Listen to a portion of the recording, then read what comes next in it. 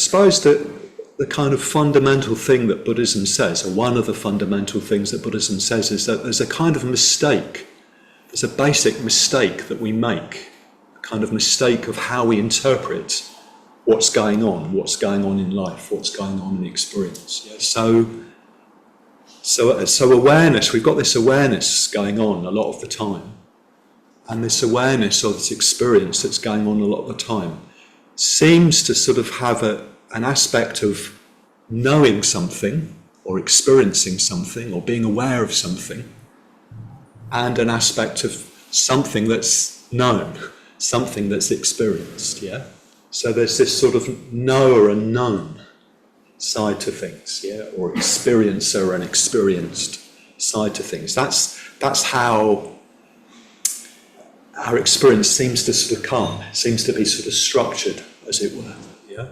And we make a mistake, according to Buddhism, we make a mistake, and we sort of interpret this as a self and a world, self and other, which are two sort of separate things. This is the kind of basic, fundamental mistake that we make, yeah? And then we spend a whole load of our lives in various ways trying to sort of define and stabilise and protect and defend this sense of self. We try to sort of fix it, we try to sort of define what it is. I'm this kind of person, I'm like this, I'm not like that, I get on with these people, I don't get on with these people. We kind of try and fix and define things. And yeah, we're trying to sort of define something that's me, yeah, that's them, and this is me, trying to sort of keep something safe by keeping it sort of separate. So yeah, according to Buddhism, a whole load of our life, our activity, the way we identify with things, our anxieties, it's all part of this constant project to try and sort of separate and stabilise a kind of sense of self in a kind of ever-changing reality. Yeah? And Buddhism also says it doesn't work, it just leads to a lot of anxiety and insecurity, and it's never going to work. It can't work because that's not how things are. Things aren't really fixed and separate in that kind of way. Yeah. So yeah, this is the sort of basic mistake that we're making, and kind of suffering ensues from that. Yeah. And it even gets a bit more complicated than that, because somehow the mistake we make seems to sort of reconfirm itself.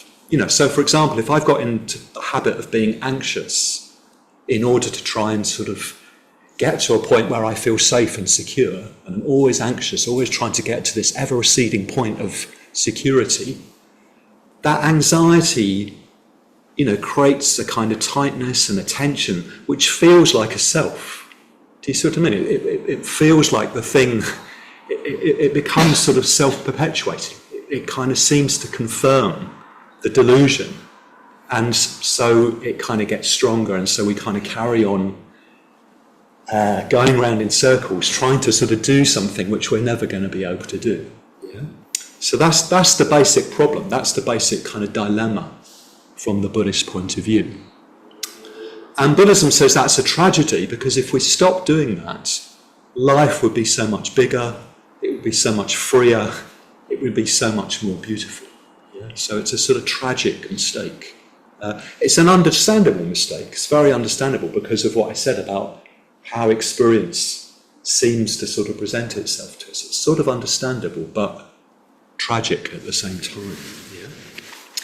So the Buddhist path is offering us various ways to kind of get out of that, various ways to transcend that, various ways, you could say, to sort of just get over ourselves, yeah, to get beyond ourselves. Yeah. So I guess the practice of love and empathy is one way of getting out of that trap. Yeah. So the Buddha taught this amazing practice, the metta bhavana, where you think of other people and you empathise with them and try to connect with them. Yeah? So love and empathy is a way out of that. It's a way to sort of get over ourselves and start to sort of connect and expand into a much bigger perspective, a much bigger world, yeah? Generosity, the practice of generosity, that's another doorway or another route, another means to kind of get beyond ourselves, yeah? Through the practice of generosity, we move from an attitude of, what's in this for me? What can I get? Which is basically trying to sort of define and establish that self, that sense of me, that sense of mine. With the practice of generosity, we're moving from that to, well, what can I give? How can I be bigger? How can I sort of be part of a flow and exchange of generosity? So that also takes us out of ourselves, takes us beyond ourselves in that kind of way, yeah? And then also maybe the path of beauty. Seeing beauty, appreciating beauty is another way out of that trap, that self-enclosed trap, yeah? When we're in a kind of strong sense of self, our world becomes more flat, becomes more utilitarian. We just see things very much skewed by our own desires and our own likes and dislikes. And yeah, if we learn to respond to beauty, again, we expand out of that into a bigger world. We get beyond ourselves, yeah? So there's these various ways out, as it were. The three I've mentioned, you could say, correspond to the first three precepts. It's loving kindness, generosity, and stillness and contentment, or you could say beauty, going beyond a sort of utilitarian view of things into a sense of beauty, yeah? So on these few weeks, we're looking at gratitude as another way out, as another way of getting beyond ourselves, yeah? So rather than relating to life and the world in terms of, I earned this, or I achieved this, or I made this, or I bought this, yeah? It's relating more and more and more in terms of reality. I was given this, yeah? Even if I did achieve something, even if I did do something and earn something, I was able to do that only because of so many supportive conditions, so many things that I was given along the way, my education, my upbringing, all sorts of things in society which kind of support what it is I'm doing, yeah? So it wasn't just me. It was part of something much bigger, yeah? And yeah, the practice of gratitude is opening up to that much bigger picture, which is actually the truth, reality of things, and thereby sort of getting beyond ourselves, as it were, yeah? So yeah, just trying to see life as a constant gift that we're receiving from other people, from nature, from ordinary things around us, from reality, you could say. And we're exploring how, if we could really do that, if we could really live life on the basis of that gratitude, on the basis of seeing life as a gift, we really would turn this self-other thing completely inside out. It really would be transcended. We would get out of samsara into nirvana.